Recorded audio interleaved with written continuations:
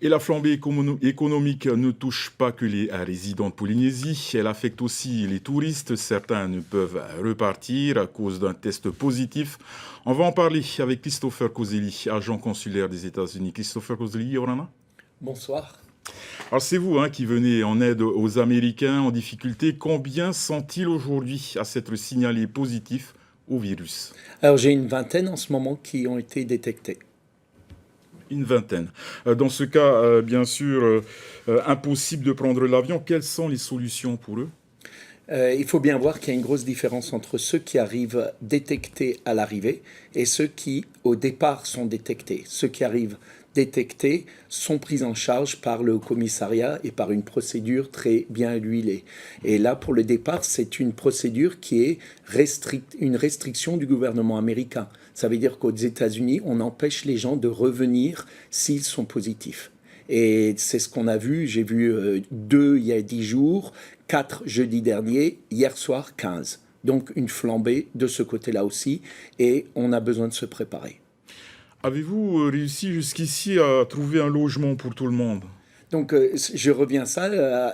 Pour ceux qui sont détectés à l'arrivée, il y a toute une procédure mise en place par les autorités, mais ceux qui détectés au départ, il n'y a rien qui est vraiment mis en place parce que c'est des besoins pour le gouvernement américain. Donc, on me demande de l'aide de ce côté-là. Hier soir, on s'est un peu affolé parce qu'on a cru qu'on n'allait jamais trouver quelque chose pour tous les Américains. J'en avais 15 et ça s'est bien passé. Mais de ce côté-là, je préfère prévoir ça pour cette semaine et commencer à trouver des endroits en avance. Et comment le faire, justement? Ce que j'aimerais bien, c'est faire un appel à la population. Si vous avez des endroits qui sont inhabités et que je peux louer à des Américains qui vont bien sûr payer, ça m'aidera beaucoup pour trouver des endroits. Donc, j'invite les gens à m'envoyer un courrier électronique en me disant qu'ils ont un endroit. Et comme ça, je peux monter un petit stock d'endroits si jamais ça continue à augmenter comme ça l'a fait jusqu'à présent. L'adresse d'ailleurs s'affiche au bas de votre écran. Certains ont-ils développé des formes graves sur les 20 Américains qui ont été touchés par la Covid?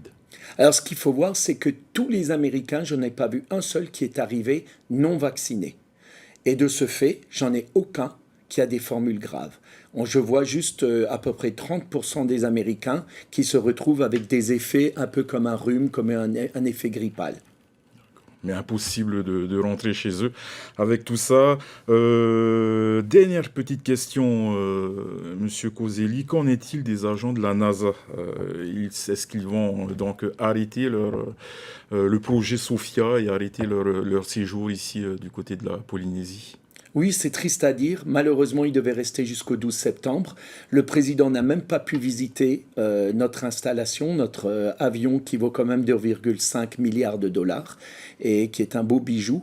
Et malheureusement, ils sont obligés de tout fermer, tout rentrer et partir cette semaine, voire même jeudi. Par peur de cette pandémie? Par précaution, parce que c'est le gouvernement, ils ne peuvent pas se permettre d'infecter les scientifiques qui sont amenés à ce projet. Merci beaucoup, Monsieur Kozeli, d'avoir répondu à notre invitation.